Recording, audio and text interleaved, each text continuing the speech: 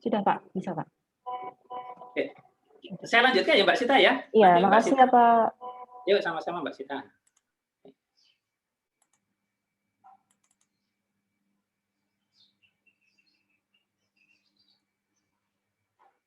Oke, teman-teman. Mari kita lanjutkan, teman-teman. Yang pertama, efektif tadi ya. Tadi kita bicara efektif sampai di mana tadi? Ya, mencapai sasaran atau tujuannya gitu ya. Tadi contohnya mungkin saat ini kita melakukan pembelajaran di instan, kita pakai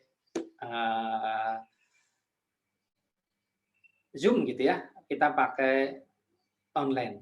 Ya, mungkin saat ini paling efektif gitu ya untuk memberikan pelayanan kepada teman-teman semua.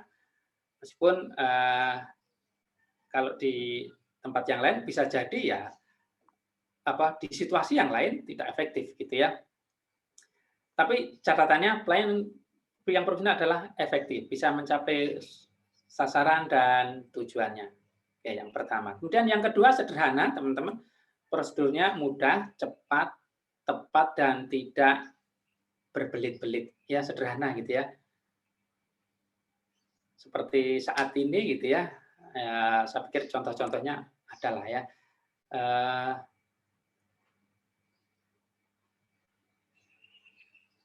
Saya kira kita juga relatif lebih mudah, meskipun saya kira juga kita perlu adaptasi teman-teman ya.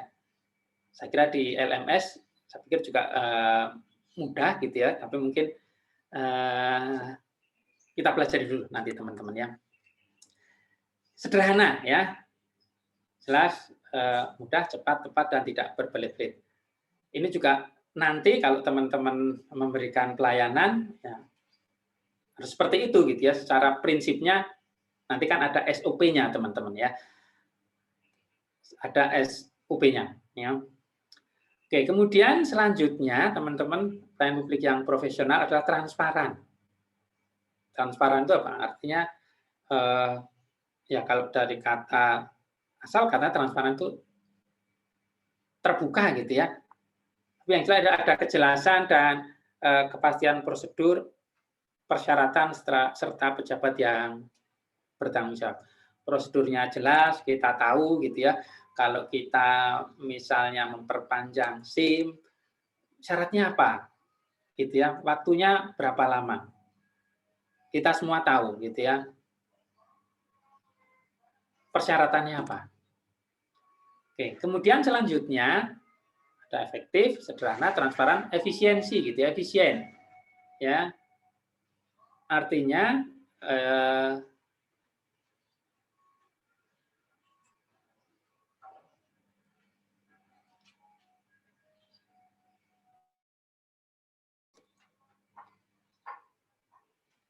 baik, teman-teman suara saya terdengar? Terdengar, Pak. Terdengar, Pak. Oke. Saya kok seperti ada apa ya namanya?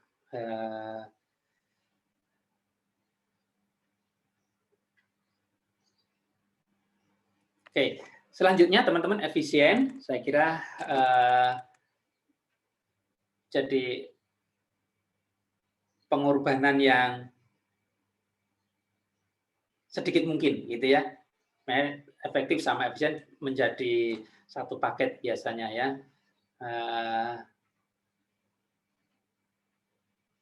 Diupayakan gitu ya dengan penggunaan sumber daya sedikit memperoleh hasil yang optimal. Efisiensi gitu ya. Oke, ini yang keempat. Kemudian yang kelima, keterbukaan. Saya pikir hampir sama transparan dengan keterbukaan ya. Keterbukaan diinformasikan secara terbuka agar mudah diketahui dan dipahami oleh masyarakat. Transparan dan terbuka gitu ya. Disampaikan kepada masyarakat. Kalau kita misalnya teman-teman nanti gitu ya, ini kan teman di perbendaharaan gitu ya, kemungkinan tugasnya di KPPN atau mungkin pengelola keuangan di Satker gitu ya. Saya kira ya, apakah apa namanya, persyaratan pencarian seperti apa gitu ya. Itu juga harus disampaikan secara terbuka. Mungkin biasanya ada surat edaran gitu ya kepada pihak-pihak yang terkait. Yang terbuka. Kemudian tepat waktu ya. Jadi pelayanan diselesaikan sesuai dengan waktu yang ditentukan. Tepat waktu. Ya kalau bisa lebih cepat gitu ya. Ya, biasanya kalau pelayanan biasanya ada ring gitu ya. Misalnya kalau penyelesaian SPP berapa jam sekarang?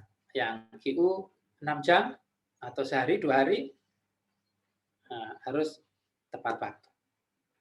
Ini teman-teman beberapa ciri pelayanan publik yang profesional, dan saya kira ini menjadi perhatian untuk ASN gitu ya, baik dalam melaksanakan maupun dalam konteks nanti misalnya harus menyusun SOP-nya, kebijakannya, gitu ya, kebijakan dan SOP-nya dan seterusnya. Ya, oke, ini pelayanan publik profesional. Untuk berikutnya, ini sebenarnya beberapa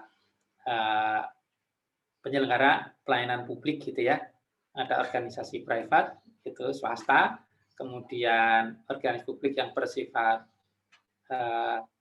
primer, yang memang hanya pemerintah yang memberikan pelayanan gitu ya, dan juga organisasi publik yang bersifat sekunder ya, yang artinya dalam konteks ini mungkin nanti kita kebanyakan yang ada di tengah gitu ya, kita nanti bagian dari itu, karena mungkin teman-teman penempatan di Kementerian Keuangan ada nggak ya yang nanti ada di sini?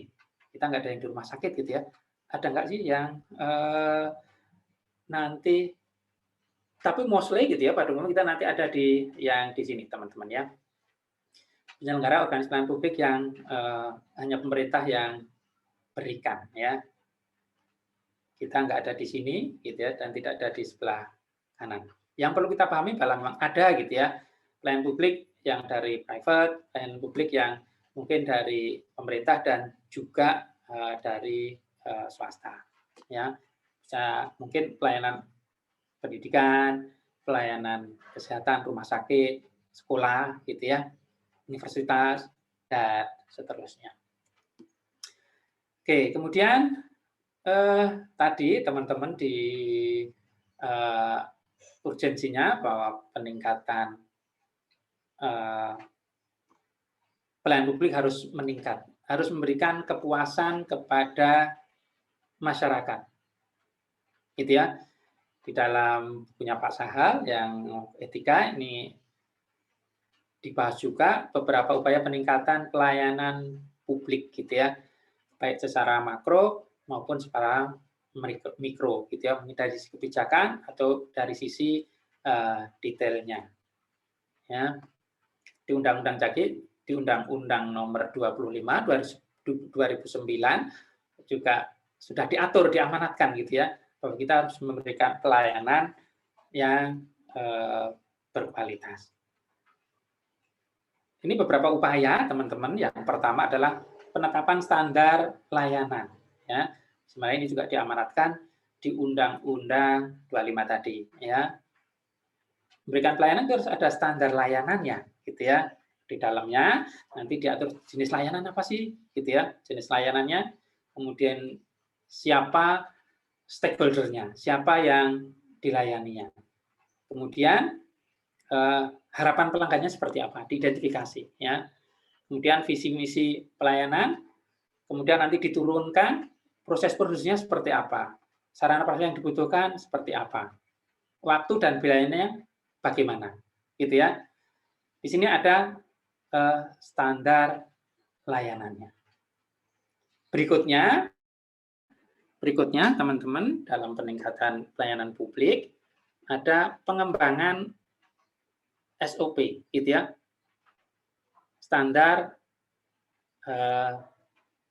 prosedur pelayanan, standar operating prosedur, gitu ya.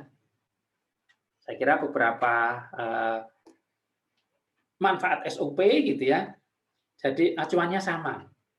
karena kita melayani masyarakat banyak apa namanya, banyak unit gitu ya. Saya kira unit A, B, C harus memberikan standarnya ada gitu ya, SOP-nya sama gitu ya, SOP-nya yang sama.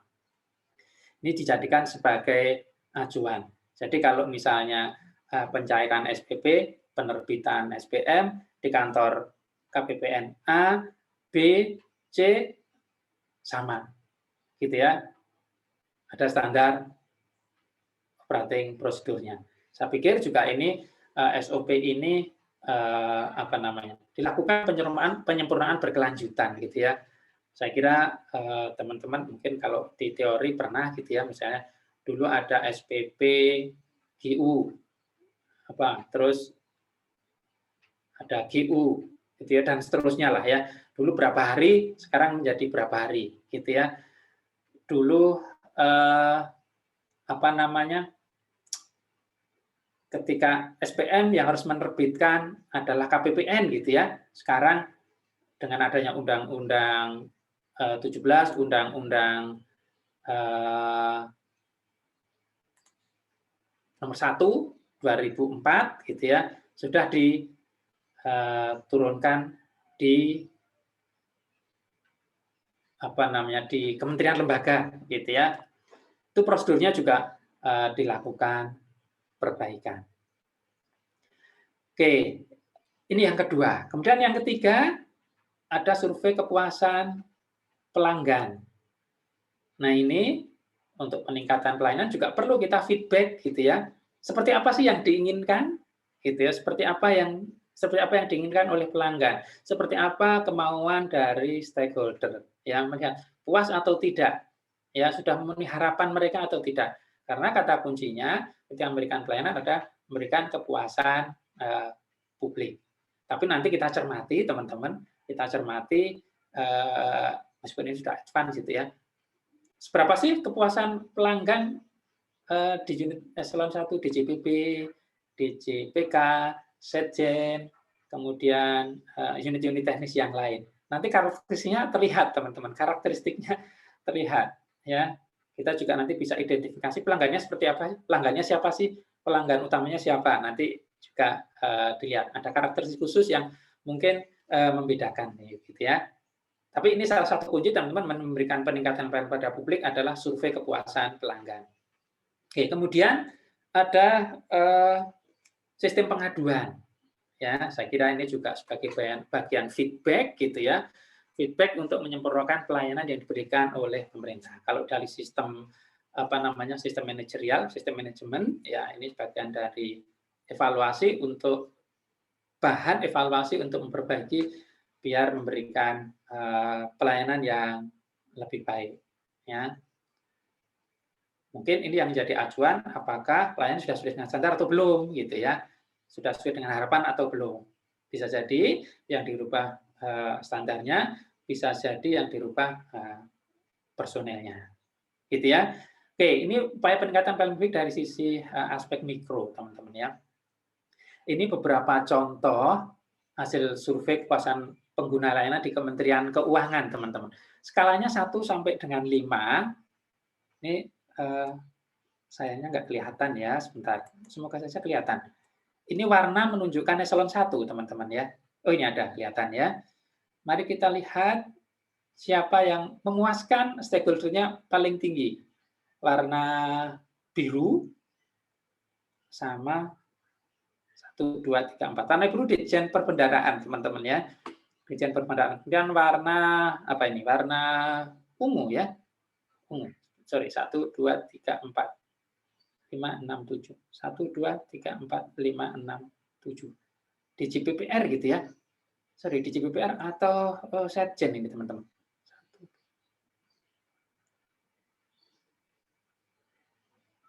DJPPR nampaknya, saya nggak tahu. Saya pikir harusnya Setjen gitu ya, yang paling tinggi. Nah, ini menunjukkan survei kepuasan pelanggan. Ya, nanti teman-teman bisa cek gitu ya, bisa cek kenapa kok apa namanya kepuasan pelanggannya ada yang tinggi, ada yang rendah. Kira-kira apa penyebabnya? ya. Bisa jadi penyebabnya memang pelayanan tidak baik, tapi bisa jadi penyebabnya apa namanya? Ini baru menurut saya baru indikasi gitu ya, perlu penelitian lebih lanjut. Bisa jadi karakteristiknya memang unik teman-teman ya. Mungkin kita lihat yang paling rendah apa ini? PPIN-SW, atau PPIN-SW ini. Saya kira yang paling menantang itu DJA, kemudian bea cukai, atau mungkin Itjen gitu ya. Karena karakteristiknya unik ini ya. Teman-teman, kalau DJA itu kan tusinya gitu ya. Tusinya DJA itu kan menelaah gitu ya. Nanti kalau teman-teman ada penempatan di DJA, dia kan menelaah. Artinya dia sebenarnya mengawal pengeluaran APBN gitu ya.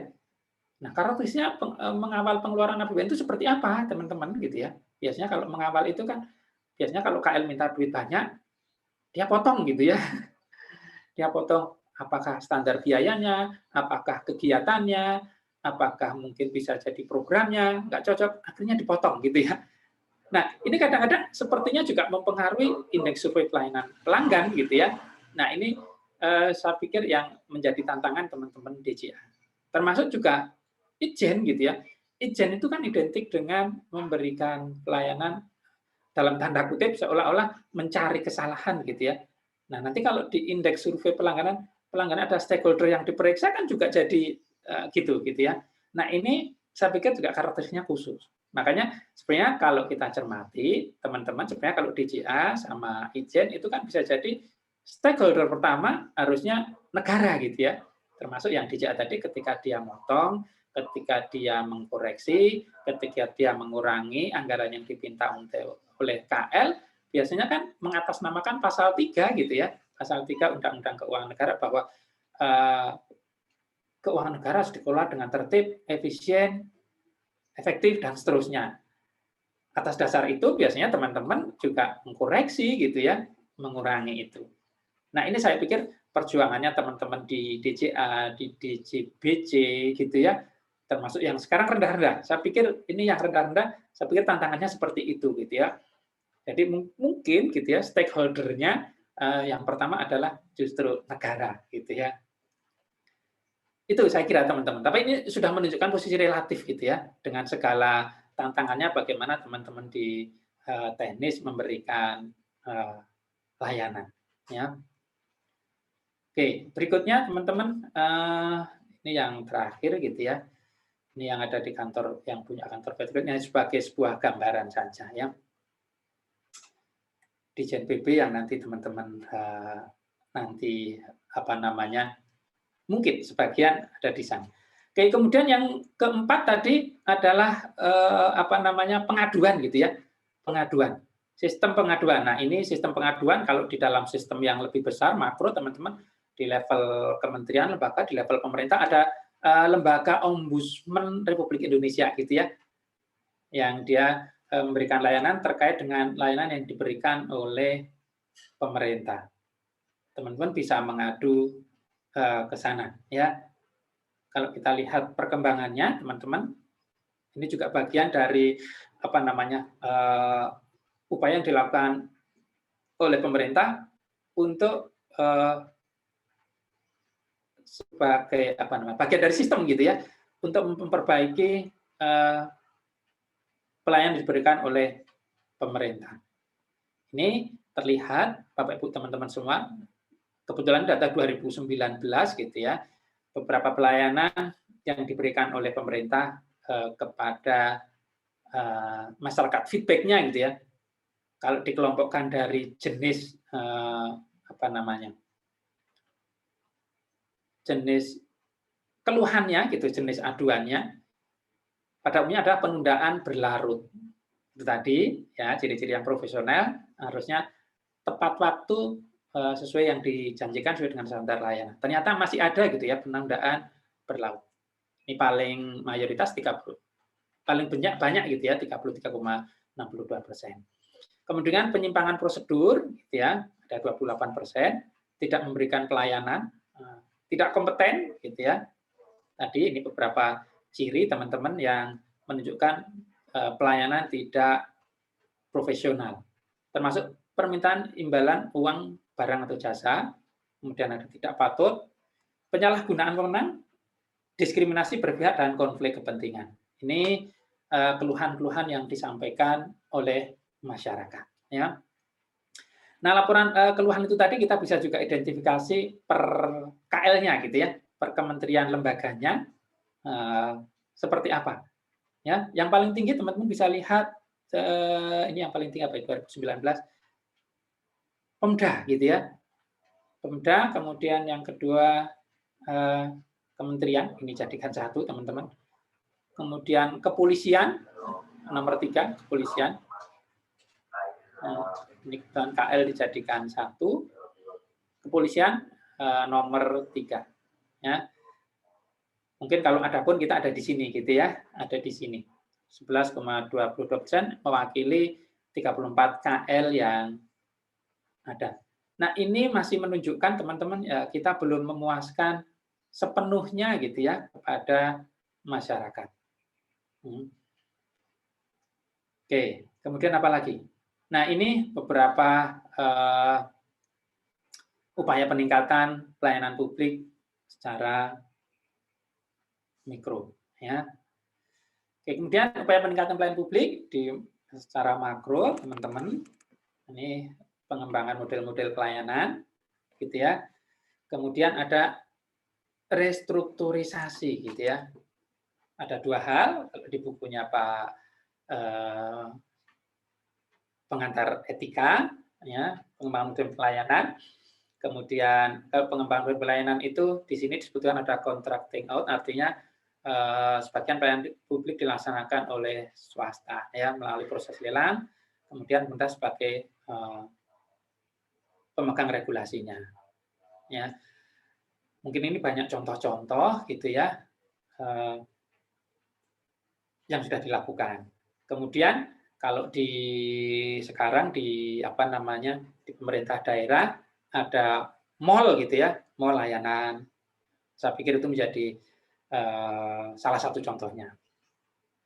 Kemudian restrukturisasi ini memangkas berbagai layanan yang sifatnya kompleks menjadi lebih sederhana. Mungkin nanti juga ini restrukturisasi dilakukan, banyak dilakukan dan sudah terjadi gitu ya, terutama di reformasi birokrasi. Ya. Oke. Baik, teman-teman, sampai di sini ada yang mau kita diskusikan? Nanti mungkin ini sedikit kita bahas di yang reformasi birokrasi gitu ya, sebagai bagian dari memberikan pelayanan kepada masyarakat yang lebih baik, yang lebih berkualitas. Oke, sampai di sini ada yang mau didiskusikan, ditanyakan teman-teman? Kalau tidak, kita lanjutkan lagi teman-teman ya. Oh iya, sebelum saya lanjutkan, Mbak Sita, saya minta bantuan Mbak Sita untuk bisa Iya, Pak. screenshot beberapa ini ya, beberapa scan gitu ya, bisa 3, bisa 4, nanti dikirim ke saya gitu ya, biar saya tidak apa namanya harus take time ngambil screenshot. Ini yang full layar atau yang kelihatan mahasiswanya, Pak? Boleh yang kelihatan mahasiswanya, boleh yang ada materinya gitu ya. Kalau misalnya 3 ke 4 kali screenshot, ya di mix saja, Mbak ya. Iya, Pak. Baik, Pak. Baik, sampai di sini ada yang mau kita diskusikan, teman-teman? Oke, kalau tidak, ini di dalam buku etika, teman-teman juga disampaikan di sana, dibahas bahwa pelayanan publik yang profesional ada apa namanya, persyaratan dasarnya gitu ya. Tadi sebenarnya sudah dibahas, termasuk di Undang-Undang ASN gitu ya, bahwa ASN harus punya kompetensi, ini diatur di Undang-Undang ASN sebenarnya. Kompetensi, kita harus memiliki kemampuan pengetahuan yang luas, baik skill, kemudian keterampilan maupun sikap, gitu ya. Dan kedua adalah kode etik, ya. Kode etik, ya, pedoman tingkah laku dalam melakukan tugas baik dalam kehidupan sehari-hari maupun kedinasan. Di sana nanti diatur kewajiban, tanggung jawab, tingkah laku, gitu ya, dan seterusnya, termasuk nilai-nilai, gitu ya, nilai-nilai. Biasanya di apa namanya, di aturan itu disebutkan, ya. Oke, kemudian kalau tidak ada yang didiskusikan, teman-teman, ini urgensi etika profesi terhadap reformasi birokrasi, gitu ya. Kenapa menjadi penting etika di dalam pemberian layanan oleh pemerintah. Pemerintah identik dengan birokrasi, gitu ya, prosedur-prosedur yang rumit, berbelit, gitu ya. Ya, kalau orang rumit, berbelit, bikin kita males. Image-nya sudah jelek dulu, gitu ya. Birokrasi juga identik dengan suap, ya.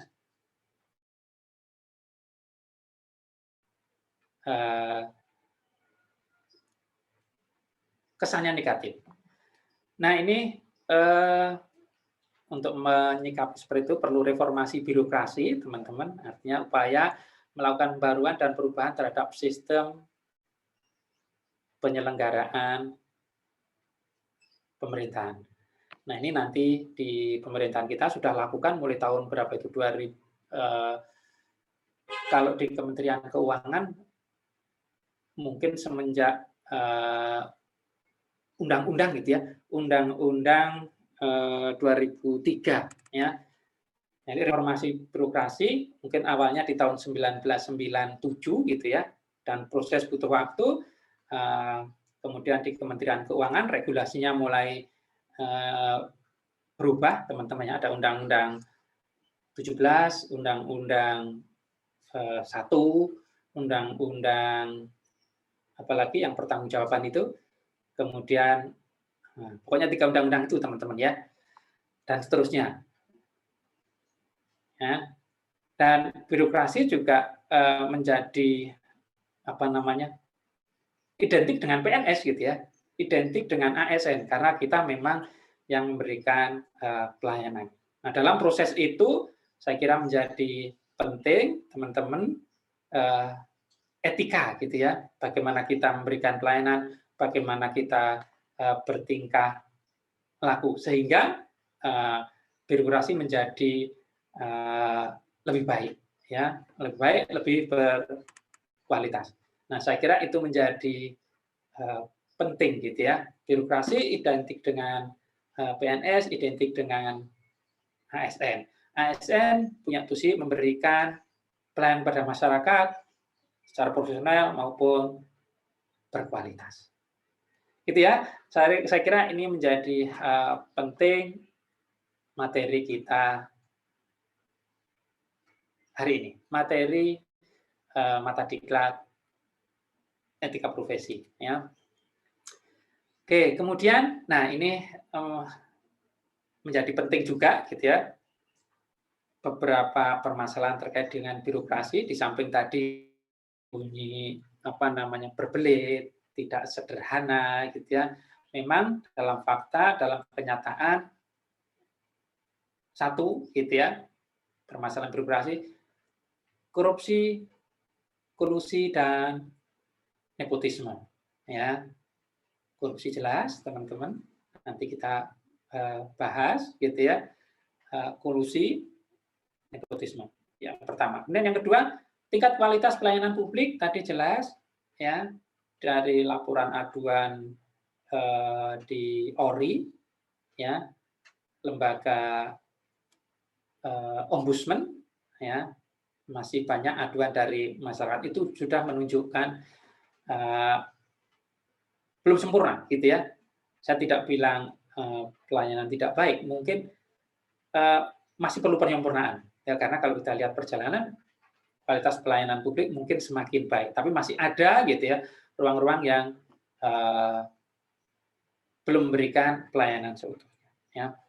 Kemudian yang ketiga, efisiensi dan efektivitas, saya kira nilai-nilai value murni gitu yang ini juga di apa namanya, di dalam prinsip-prinsip pelayanan juga harus kita berikan ya. Ini kalau di Undang-Undang Keuangan Negara saya kira di skop kita juga diatur di sana gitu ya, di pasal 3 Undang-Undang Keuangan Negara. Oke, kemudian transparansi dan akuntabilitasnya, keterbukaan dan pertanggungjawaban. Ini saya kira menjadi permasalahan, dan salah satu upayanya mungkin ya kita sebagai ASN, sebagai pemberi layanan harus bisa melaksanakan tugas dan fungsinya sesuai dengan amanat dalam undang-undang, gitu ya. Bagaimana ciri-ciri profesional, bagaimana pelayanan yang profesional. Oke, ini teman-teman reformasi birokrasi yang sudah dilakukan oleh pemerintah sebagai apa namanya, sekilas sumber referensi gitu ya, bahwa pemerintah juga melakukan perubahan gitu ya. Ini di Perpres 81 2010, saya pikir ini juga tidak terlepas dari kita perhatikan di TAP MPR gitu ya, yang tahun 97 atau 98 teman-teman ya. Tindak lanjut ya, tindak lanjut. Oke, ini di sana atau panduan ya. Kemudian ada beberapa aspek reformasi birokrasi. Ini di bidang-bidang apa reformasi dilakukan gitu ya. Oke, teman-teman ada yang mau disampaikan? Oke, kalau teman-teman ada yang mau disampaikan boleh langsung on mic ya. Ini beberapa aspek reformasi birokrasi teman-teman, kelembagaan gitu ya. Mungkin beberapa waktu yang lalu yang tadinya misalnya contohnya saja DJA gitu ya. Ini terkait dengan mempertajam fungsi misalnya. DJA dulu mencakup ada DJKN, DJPB, kemudian DJPPR, jadi satu fungsi, sekarang dipecah misalnya ya untuk mempertajam fungsi secara kelembagaan dipisah-pisah. Kemudian juga mungkin kalau di satker pajak misalnya ada Pratama, Madya, gitu ya. Itu saya kira itu bagian dari reformasi juga. Diharapkan ya harusnya bisa memberikan pelayanan lebih cepat, efektif dan efisien. Kemudian bisnis proses teman-temannya, bisnis proses ya, termasuk apa namanya, prosesnya diharapkan menjadi lebih cepat dan lebih ya efisien dan efektif gitu ya. Saya kira banyak bisnis proses yang selalu disempurnakan. Oke, kemudian dari sisi SDM gitu ya, kelembagaan, bisnis proses dan SDM. Di dalam SDM ini termasuk di dalamnya adalah pembudayaan kode etik gitu ya, yang ini teman-teman, materi ini gitu ya. Jadi apa namanya, istilahnya lebih menginternalisasikan gitu ya, memberikan kesadaran betapa pentingnya kode etik dalam konteks untuk memberikan pelayanan, menyempurnakan pelayanan gitu ya. Nah ini dari teman-teman semua sebelum menjadi ASN, sebelum menjadi CPNS sudah memahami dan menyadari. Oke, kemudian ini sistem apa lagi? Itu kira-kira ya kalau di SDM-nya. Ini beberapa aspek birokrasi teman-teman, ada 3 tadi, kelembagaan, kemudian bisnis proses dan sumber daya. Nanti kita bisa lihat di Kementerian Keuangan teman-teman ya. Nah ini di Kementerian Keuangan, kelembagaan gitu ya, penajaman tugas fungsi ya tadi, kemudian elemen tugas yang tumpang tindih, gitu ya. Mungkin ada beberapa unit organisasi dihapuskan, kemudian dimunculkan baru dan seterusnya ya. Modernisasi kantor ini dipajak saya kira gitu ya. Proses bisnis ini penyempurnaan SOP ya. Saya kira SOP dilakukan berkelanjutan ya. Kemudian janji layanan, standar layanan, dan waktu gitu ya. Kemudian analisis evaluasi jabatan ya, tanggung jawabnya apa gitu ya. Termasuk juga mungkin nanti ada jabatan fungsional, layering gitu ya. Kemudian di dalamnya juga sistem peringkat jabatan, teman-teman, sistem peringkat jabatan. Ya, nanti ada kalau teman-teman sempat baca di itu peringkatannya dari 8 sampai 17 dan seterusnya gitu ya. Ini beberapa sistem peringkat jabatan. Kemudian aplikasi e-government gitu ya, proses bisnis bagaimana beberapa unit pemerintah, kementerian lembaga yang memberikan layanan via aplikasi, via online gitu ya. Mungkin termasuk saat ini gitu ya, kita memberikan layanan pembelajaran secara online. Ya, saya kira banyak kementerian lembaga yang sudah memberikan layanannya, termasuk mungkin pajak memberikan laporan SPT, kemudian apalagi KTP sudah online belum? Saya kira juga mengarah ke sana gitu ya, reformasi birokrasi. Kemudian SDM ada peningkatan disiplin. Sebenarnya ini di kode etik teman-teman termasuk di dalamnya gitu ya. Ini lebih dijabarkan kembali. Kemudian pembangunan assessment center gitu ya. Nah ini nanti kalau teman-teman di karir gitu ya di SDM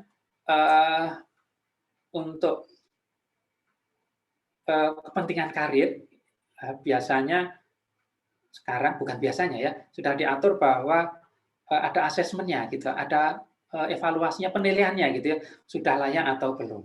Ya. Nilainya sudah memenuhi syarat atau belum. Ya. Jadi tidak urut kacang gitu ya, sudah merit system. Ya. Kemudian ada diklat berbasis kompetensi, apalagi penataan sumber daya manusia, pembangunan SIMPAK gitu, sistem informasi kepegawaian, semua sekarang sudah aplikasi, sudah sebagian banyak yang otomatis itu ya, misalnya kenaikan pangkat itu sudah otomatis teman-teman ya, kenaikan pangkat kita tidak perlu ngurus sendiri, kita tidak perlu manual gitu ya. Oke, kemudian SDM juga penerapan reward and punishment ya, ada UGM dan seterusnya. Saya kira nanti teman-teman di dalam setelah menjadi PNS akan menjadi lebih paham. Dan ini yang organisasi Kementerian Keuangan teman-teman di atau dalam KMK nomor 36 2014. Ya, reformasi Kementerian Keuangan. Oke, sampai di sini ada yang mau didiskusikan teman-teman?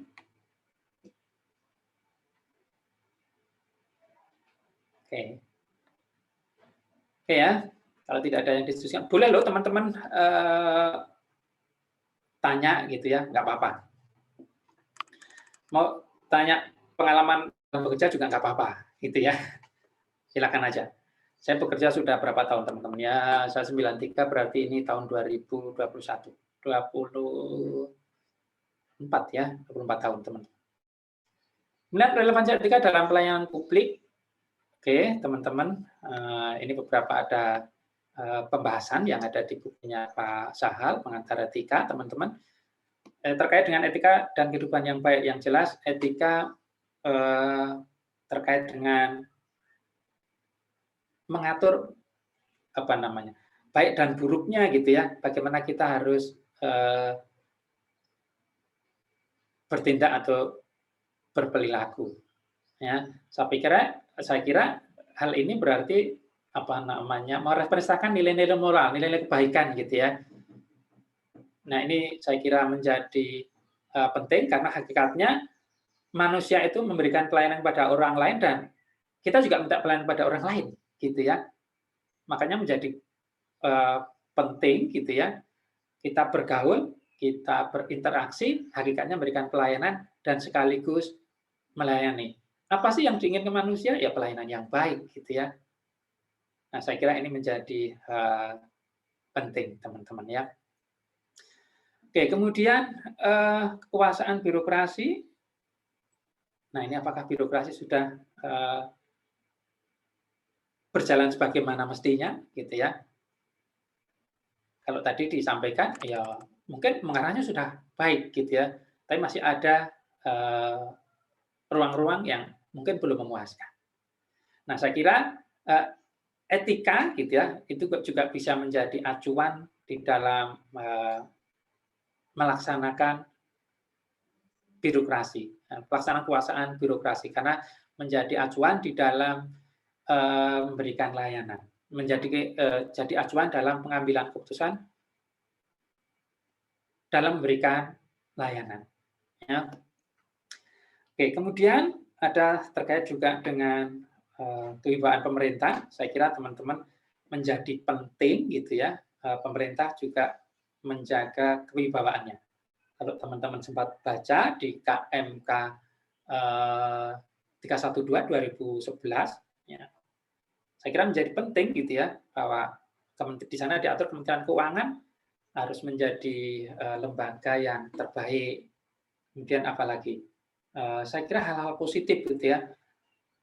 Dan untuk menjaga itu saya kira juga penting etika, gitu ya. Jadi pegawai Kementerian Keuangan, aparaturnya, gitu ya, ketika memberikan layanan selalu mengacu kepada nilai-nilai etika, nilai-nilai moral, gitu ya, nilai-nilai moral, nilai-nilai kebaikan dalam kehidupan manusia. Ya. Oke, berikutnya hak dan kepatuhan warga negara. Ini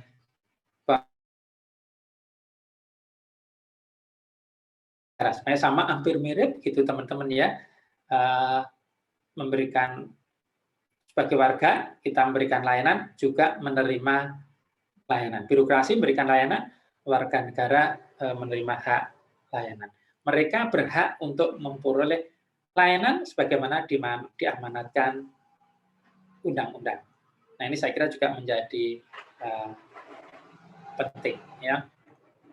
Kemudian reformasi penyelenggaraan pemerintahan. Nah, ini saya pikir di KMK tadi, yang KMK reformasi Kementerian Keuangan, kemudian PP tadi, ini juga bagian dari tuntutan warga negara dan juga sekaligus pengawasan dari masyarakat bahwa kita harus memberikan pelayanan yang lebih baik pada masyarakat.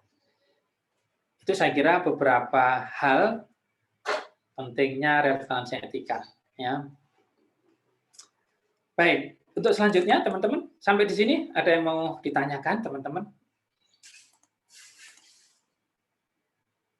Silakan ya teman-teman, kalau mau ya izin ke kamar mandi, silakan.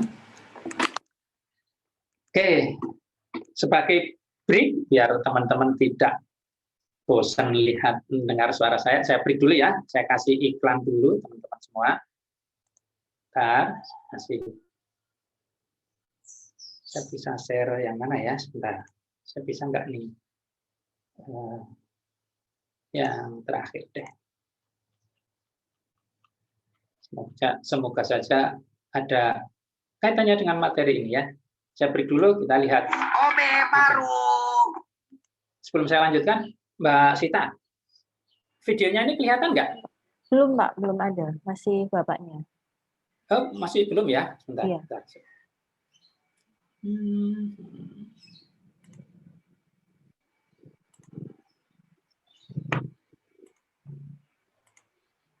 Saya break dulu ya.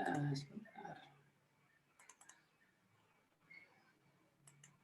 Obe baru.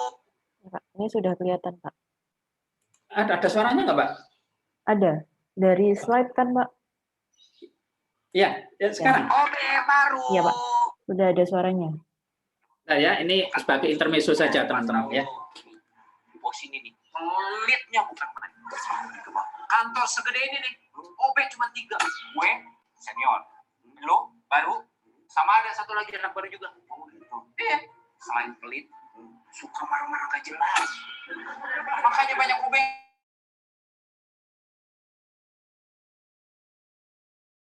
Bentar lagi Bang ya. Udah tungguin aja. Iya Bang. Gue disuruh bos ngambil itu lagi. Foto mau dipajang di sini katanya. Oke? Udah ya. Iya Bang, ya Bang. OB baru datang. Bagaimana sih? Dari mana aja lo? Lu tahu di sini itu bosnya pelit, suka marah-marah nggak jelas. Lu baru datang lagi, gimana sih? Nih, udah, lu bersihin nih ruangan. Jangan sampai lu dipecat sama bos karena nggak kerja. Apa lu ngasih gue? Lu nggak mau kerja di sini? Lu tuh OB baru, jangan suka songong. Ini apa lagi pakai baju ke sini? OB di sini itu pakai seragam, bukan pakai baju beginian.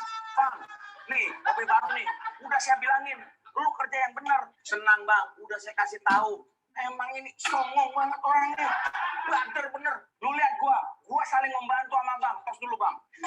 Nih, tuh, biar saya yang bawa Bang. Ini foto bos, mau dipajang di sini. Lu gua kasih tahu aja nih, biar lu ntar.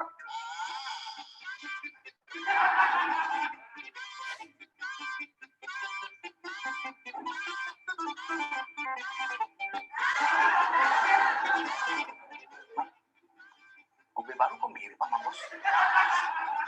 Sama. Nah, ngapain bawa foto OB Bang? Foto bos. Bos.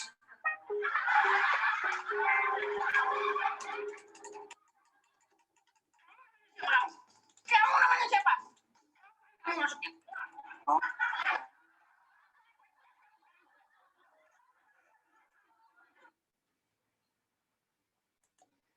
Oke, teman-teman, itu tadi cerita lucu-lucuan gitu ya. Apa sih yang bisa kita ambil dari video tadi gitu ya? Apa kira-kira yang terjadi gitu ya? Teman-teman kan nanti masih calon gitu ya.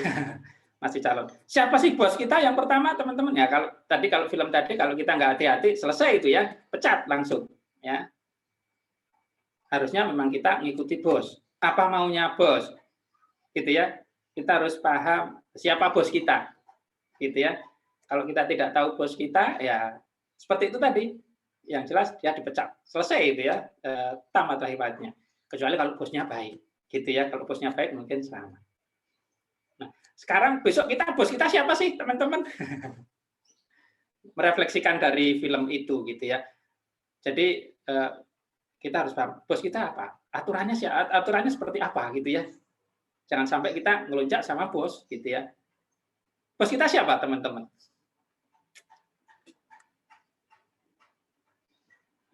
Ini yang saya kira harus kita penting. Yang jelas bos kita adalah siapa? Mas Raja.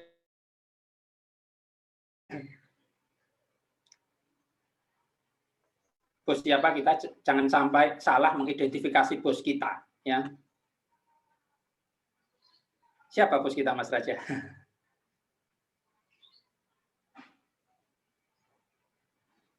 Suaranya nggak kedengaran, Mas Raja.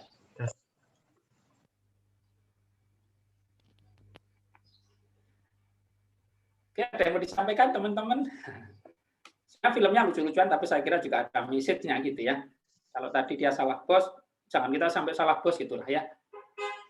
Yang jelas bos kita adalah pertama negara, gitu ya.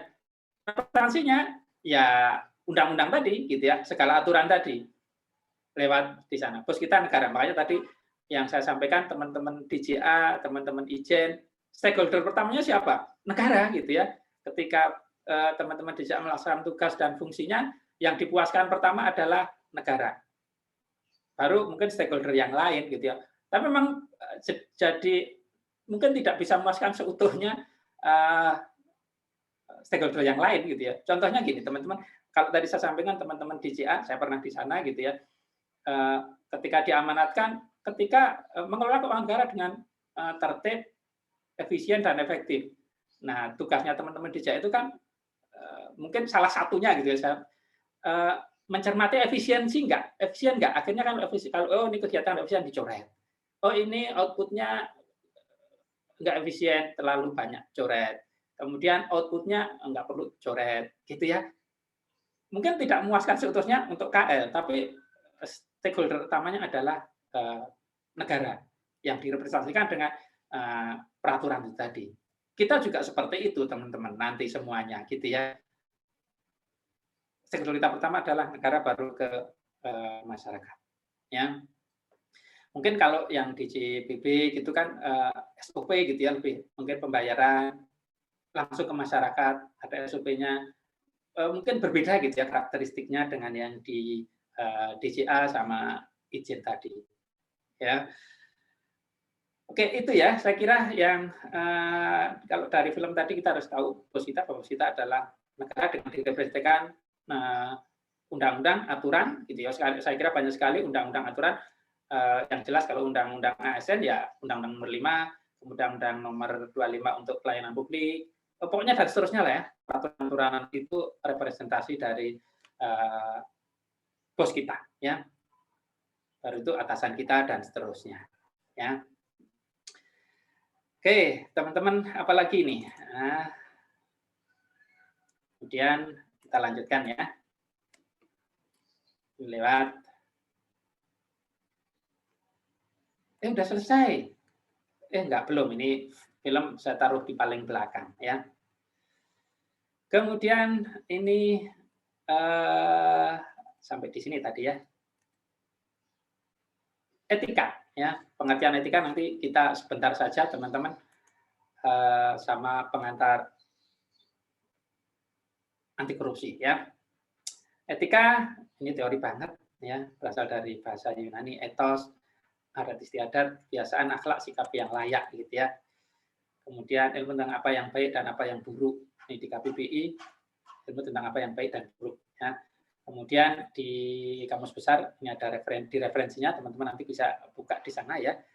Nilai-nilai yang moral, nilai-nilai atau norma moral yang dipegang oleh seorang atau suatu masyarakat, seseorang atau masyarakat untuk mengatur tingkah lakunya. Satu. Kemudian etika juga dikasih sebagai kode etik gitu ya, kode etik. Ada yang disebut ilmu tentang yang baik dan yang buruk secara moral atau studi tentang moralitas manusia. Nah, ini sama dengan filsafat moral ya. Ini beberapa pengertian, teman-teman. Apalagi ini beberapa makna etika, gitu ya. Semangat khas kelompok tertentu, misalnya etos kerja, kode etik, kelompok profesi, gitu ya. Komunitas, gitu ya, mencirikan sebuah spirit komunitas. Ya.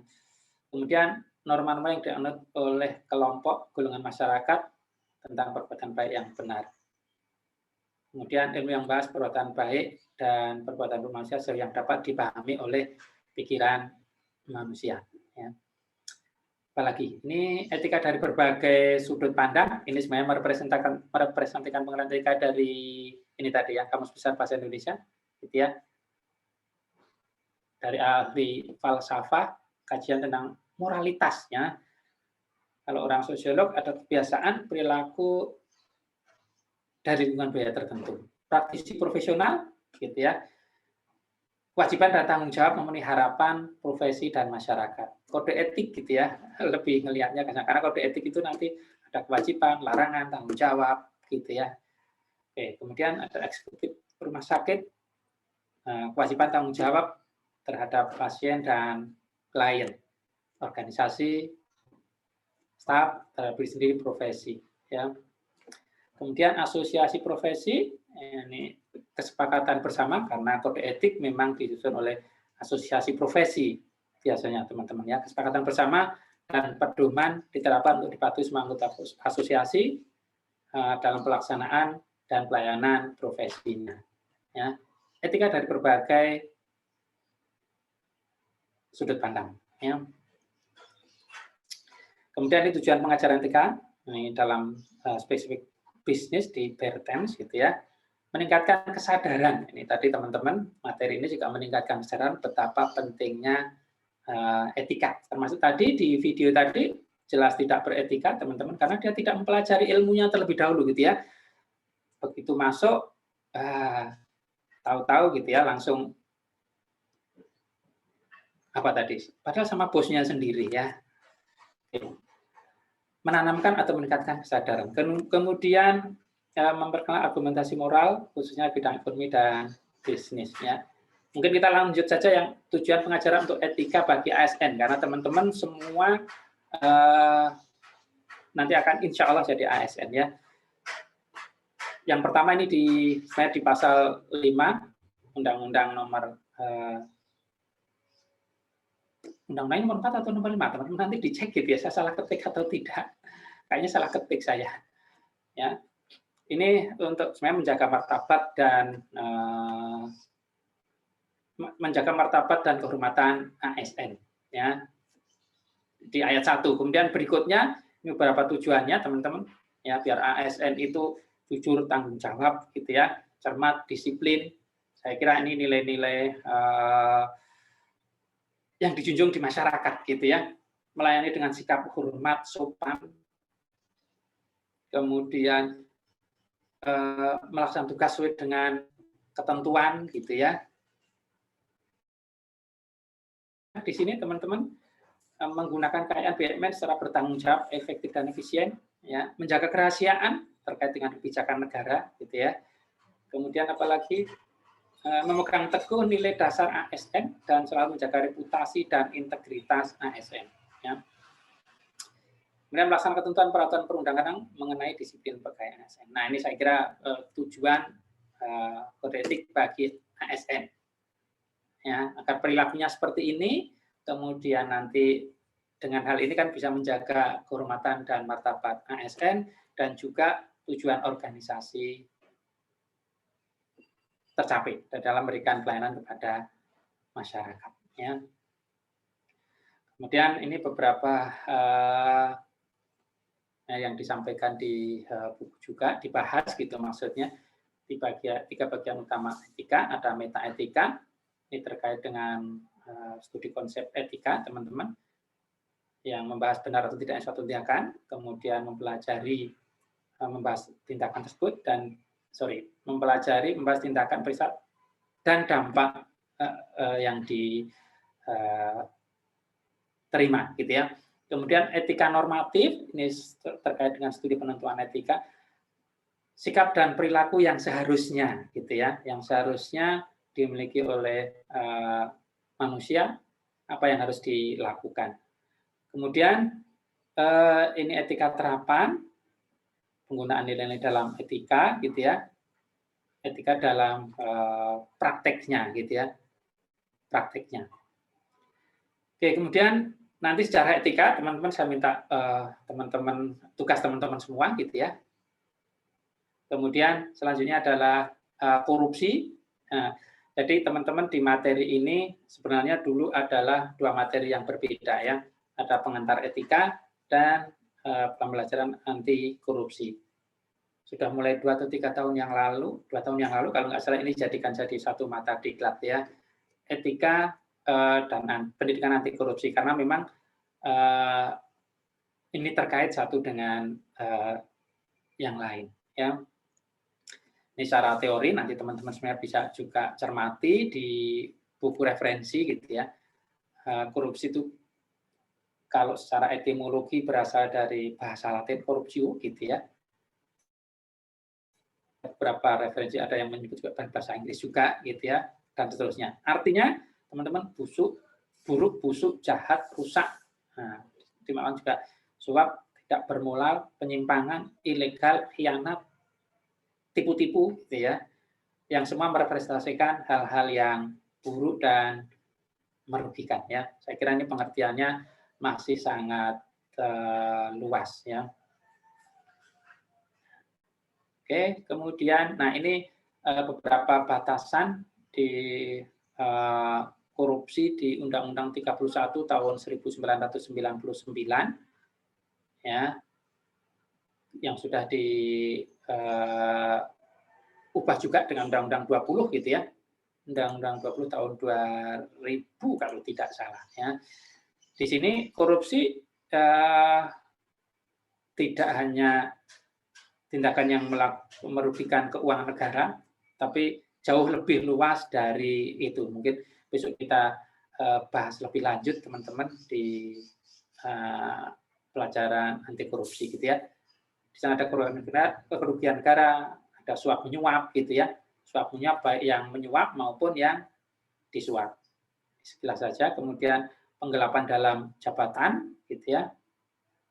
Dan ada pemerasan, perbuatan curang, benturan kepentingan dan gratifikasi ya. Pemberian dalam makna yang luas. Gratifikasi.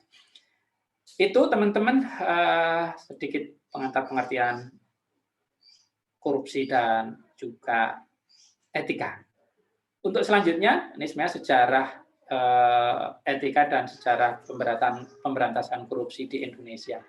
Nah ini saya minta teman-teman membuat infografik gitu ya, infografik biar teman-teman mudah untuk mempelajarinya. Ya, nanti silakan teman-teman bikin untuk secara kelompok gitu ya. Nah kelompoknya ini beberapa pembahasannya teman-teman. Kelompoknya sekarang ada berapa orang teman-teman? 30 orang ya. 30 orang biar teman-teman juga nanti mengamalkan beberapa pelajaran KSPK ya, termasuk di dalamnya adalah bekerja secara tim gitu ya.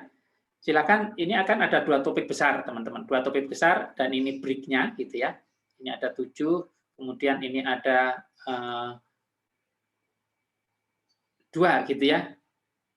Saya pikir teman-teman silakan sebentar, ini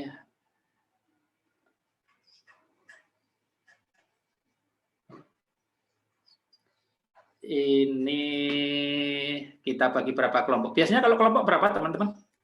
Biar maksud saya biar efektif semua bekerja gitu ya. 3 orang cukup? Atau 5 orang?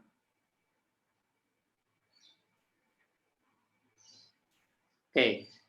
Gini aja, teman-teman kelompoknya 5 orang gitu ya. Kelompoknya 5 orang. Silakan teman-teman membuat infografik 2 materi ini breaknya saya buat di sini ya, di bawahnya.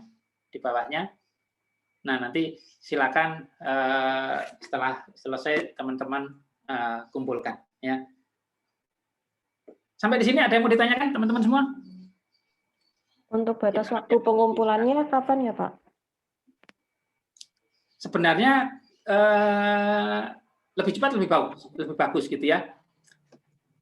Oke. Teman-teman maunya kapan gitu ya?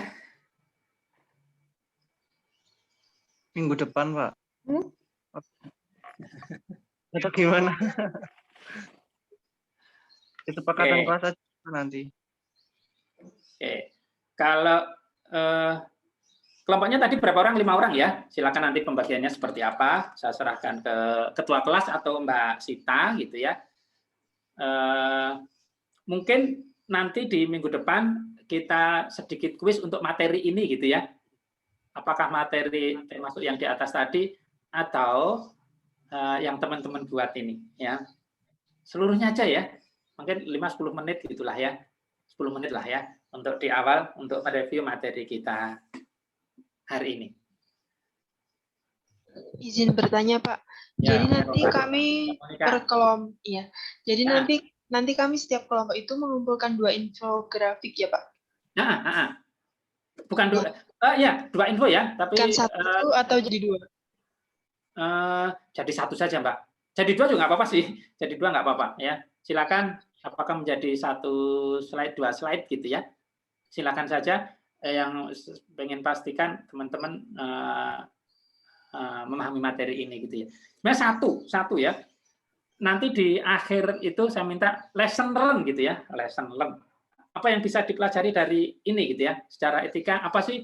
Mungkin 1-2 kalimat atau 1 alinea silakan saja teman-teman ya.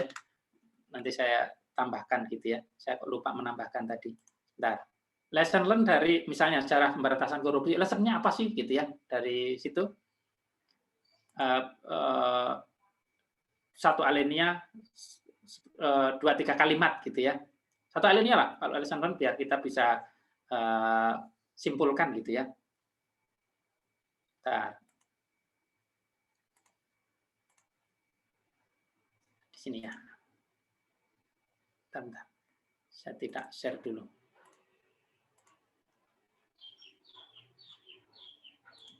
Terakhir lesson learn lah ya dari materi. Apa yang bisa kita ambil pelajaran dari sejarah, etika maupun dari pemberantasan korupsi. Ya. Oke, ada yang mau ditanyakan lagi teman-teman? Untuk pengumpulannya gimana Pak? Pengumpulan ininya, tugas infografik. Baik, mungkin saya sebenarnya tidak ingin memberatkan teman-teman semua gitu ya. Sebenarnya lebih cepat, lebih baik biar teman-teman tidak terlalu. Biasanya kalau di online begini kan banyak tugas ya teman-teman semua ya. Iya Pak.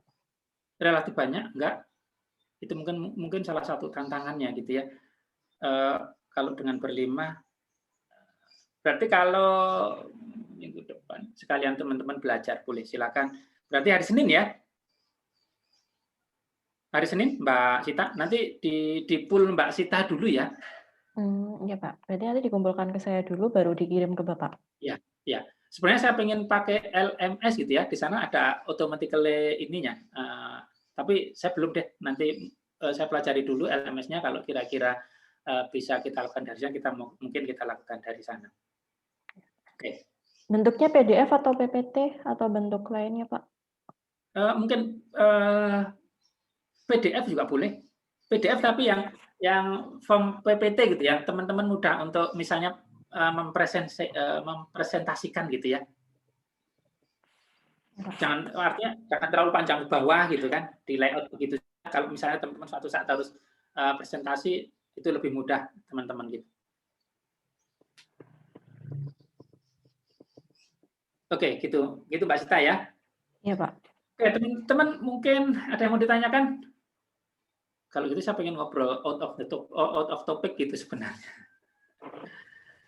Izin bertanya Pak. Ya, siapa yang mau tanya? Mas Raja atau Mbak siapa? Anifa Pak. Mbak Anifa. Iya, silakan Mbak Anifa. Mungkin ini out of topic, cuma saya penasaran Pak sebelum lebih jauh. Jadi perbedaannya PNS sama ASN itu apa ya Pak? Soalnya orang-orang sekarang menyebutnya sebagai ASN gitu. Iya. Sekarang kalau Mbak Anifa ya, ASN itu di dalamnya ada PNS sama P3K gitu ya. Nanti dibaca di Undang-Undang ASN gitu ya. Sekarang ASN itu tidak hanya PNS. ASN itu ada PNS sama ada P3K, pegawai dengan perjanjian kontrak gitu ya. Mungkin kalau di Kementerian Keuangan belum banyak gitu ya, tapi di rumah sakit banyak biasanya. Di rumah sakit, di apa. Jadi bukan P3K itu bukan honorer gitu ya. Yang mungkin sekarang tahun-tahun besok yang guru mau di P3K-kan gitu ya. Ya, itu maksudnya ya. Jadi ASN itu terdiri dari PNS sama P3K. Gitu ya, Mbak Anifa? Berarti yang P3K ini cuma jabatan fungsional aja ya, Pak? Gini, kalau di P3K itu di kita nggak banyak contohnya gitu ya. P3K itu kalau di rumah sakit iya fungsional gitu ya, sebagian fungsional. Tapi ada juga yang tidak fungsional, Mbak. Ada yang administrasi gitu ya. Saya nggak tahu apakah nanti administrasi disebutkan fungsional administrasi, tapi kalau di rumah sakit itu ada yang fungsional, ada yang tidak, gitu ya. Sama dengan PNS, sama gitu ya. Cuman memang dia pengangkatnya kan di internal di sana, gitu, kalau di rumah sakit, gitu ya. Tapi kalau sekarang kan P3K juga ada pengaturan baru, teman-teman ya, Mbak Anifa, nanti dicermati karena tahun ini kan kayaknya banyak ya pemerintah mengangkat P3K, gitu ya. Ya bisa PNS, bisa fungsional, bisa enggak gitu ya, P3K itu. Gitu, Mbak Hanifah. Baik, Pak. Terima kasih. Ada yang lain, teman-teman? Oke, kalau gitu ngobrol-ngobrol saja, teman-teman semua. Penempatan belum ada ya. Maksud saya, biasanya kalau di angkatan sebelumnya itu ada yang sudah KL-nya sudah ada gitu ya. Teman-teman belum ada semua ya? Belum, Pak. Belum, Pak. Belum ada, Pak. Belum ada, Pak. Oke. Apalagi ya? Saya selalu pengen ngobrol, cuman nggak enak ya sebenarnya kalau begini. Yang penting teman-teman sukses saja lah ya, meskipun alhamdulillah gitu ya, sepertinya kok jadi kalimatnya negatif. Maksudnya ditempatkan di mana saja gitu ya, nggak masalah. 1, 2, ada juga teman-teman yang masih, maksud saya misalnya dulu kan biasanya ada juga ya teman-teman yang di STAN karena mandatori gitu ya. Ada nggak yang mandatori tapi belum move on gitu, maksud saya? Angkatan saya juga ada gitu kan. Maksudnya apa namanya? Karena disposisi ayah, ibu, papa, mama gitu kan, harus kuliah di STAN gitu ya. Nggak ada ya? Ya semoga kalaupun ada harusnya cari kompensasi yang terbaik lah gitu ya. Maksud saya berharap teman-teman bisa mengeluarkan potensi terbaiknya gitu ya. Teman-teman sudah dapat pelajaran KSPK, saya kira di sana banyak materi motivasi yang dibahas, dan salah satunya mungkin kalau misalnya teman-teman belum move on, ya harusnya bisa move on. Teman-teman yang mungkin penempatan tidak sesuai dengan keinginan, tetap bisa menjaga spirit gitu ya, tetap bisa termotivasi. Mungkin itu saja teman-teman ya. Atau mungkin teman-teman ada yang mau didiskusikan, teman-teman ada yang mau tanya-tanya, silakan saja. Saya kasih kesempatan sebelum saya tutup hari ini, dan teman-teman bisa mulai melaksanakan tugasnya. Ada yang mau ditanyakan? Di luar ini juga nggak apa-apa. Saya pernah merasakan seperti teman-teman semua gitu ya. Ada yang mau ditanyakan teman-teman? Nggak ada ya? Mungkin kalau tidak ada, saya cukupkan sekian pertemuan hari ini. Mungkin untuk sisa waktu teman-teman bisa lanjutkan dengan penyelesaian tugas. Kalau misalnya ada yang mau ditanyakan, boleh. Mbak Sita jadi bikin WA group tadi? Sudah, Pak. Sudah ada. Sudah ya? Iya. Nanti kita bisa komunikasi lewat sana. Oh iya, teman-teman, kalau di mulai semester ini atau nggak tahu apakah semester ini juga sudah mulai, bahwa kita untuk proses pembelajaran diwajibkan untuk lewat Zoom ini gitu ya. Minimal 1 jam. Saya nggak tahu teman-teman ada sosialisasi atau tidak gitu ya, tapi hari ini akan saya sampaikan itu. Seharusnya di depan tadi saya sampaikan, tapi mengingatkan kalau dulu kan Zoom pakai Zoom dosen gitu ya, tapi sekarang difasilitasi dari STAN, dan kita punya kewajiban untuk pakai di Zoom di kampus minimal 1 jam ya. Baik, itu saya kira teman-teman dari saya. Mungkin nanti kalau ada kurang-kurang kita masih bisa kita lanjutkan pakai WA group gitu ya, biar juga teman-teman ada break-nya. Oke teman-teman, demikian dari saya, kurang lebihnya mohon maaf.